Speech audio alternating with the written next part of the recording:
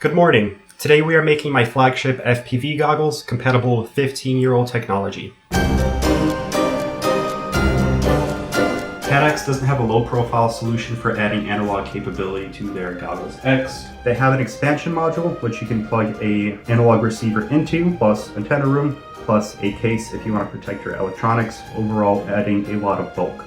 And you know that this isn't the best solution because the DIY community came up with their own. What I've seen a lot of people do is they replace some of these eye covers with an analog receiver, which ends up being very neat, very clean. It saves up a lot of room.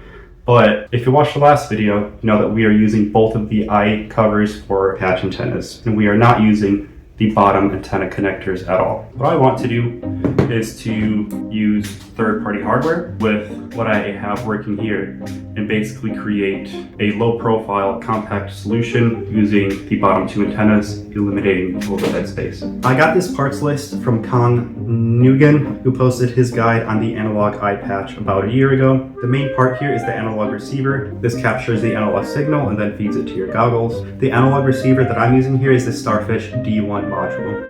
Slight correction here, I recorded this intro before I actually bought the parts. The AKK diversity receiver was a lot easier to source, so that's the one I ended up going with for this project. The next part is the voltage regulator. This converts the input power of your goggles to a usable 5 volts, which the analog module runs off of. The last part is the DVR board, which allows you to capture and save the analog signal. The one that Mr. Nguyen used was by Kuai. The one that I'll be using is by Runcam. It has some indication LEDs that shows that it's recording, and the community says it's a bit easier to set up. The first step was to test these parts to make sure everything actually worked. I soldered everything together at a bench level and powered it with my benchtop power supply, and had the video feed going to a CRT television. With an analog VTX nearby, the signal came live, and that's all the proof I needed, so it was time to design an enclosure to protect the electronics. My goal is to mount the enclosure on top of the goggles. There it's out of the way, but the buttons are still accessible. This enclosure went through many revisions, and this is the one that I finally settled on. The fan at the front keeps the receiver cool while still allowing the goggles' original cooling system to function normally. You may have noticed that the voltage regulator wasn't included in the previous shot, and that's because it was installed inside the goggles. This was easily the most nerve-wracking part of this project. These goggles are $500 and we're way past any chance of warranty.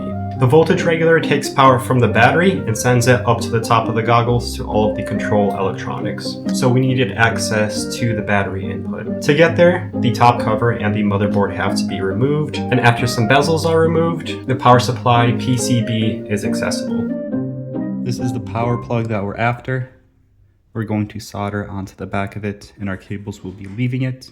And then the other part that we're after is the analog input, and we'll need to solder to it as well. I soldered in the voltage regulator and glued it in place with some double-sided tape, ensuring proper insulation and isolation from any nearby electronics. The voltage regulator output is routed to the top of the goggles along with the analog video cable. All of these land on a compact 3-pin connector, making the system easy to disconnect if needed. With the power system complete, the next step was to separate the LCD from the analog receiver, and this shrinks the top profile down by a few millimeters. This display communicates with the analog receiver CPU using a basic communication protocol called I2C. There are 2 wires involved in the communication, data and clock, and 2 wires involved in powering the module, 5 volts and ground, so 4 wires total. The last part is the DVR. There are 3 wires involved here: power supply, ground, and the analog feed. The last bit of soldering that had to be done was removing the existing UFL connectors on the receiver and soldering in my own antenna cables. Everything down here is on one ground plane, so it's going to take quite a bit of heat. From here, we're just going to heat up 1 or 2 pads at a time and jimmy it out until it's free.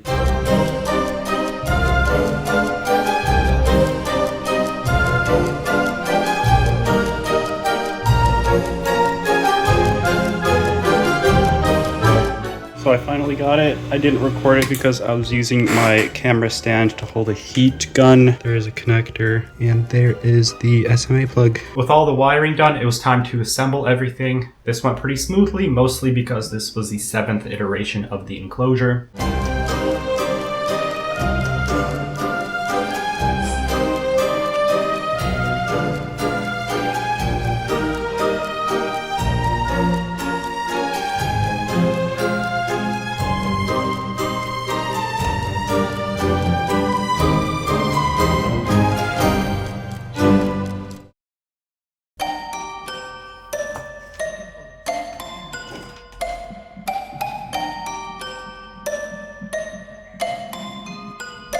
There are two parts to the enclosure. The first part is a copy of the original top cover with some modifications to the vents, and the other part holds all the electronics in place and screws down onto the first part. With everything assembled, it was time for a flight test.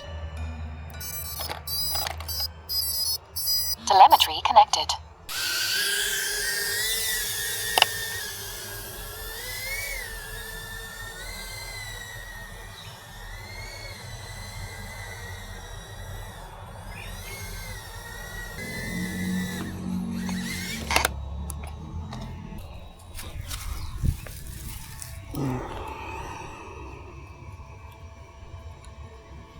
So overall, it works. It's very, very flaky, as you saw in the video, and I'm still trying to figure out what the source of the noise is.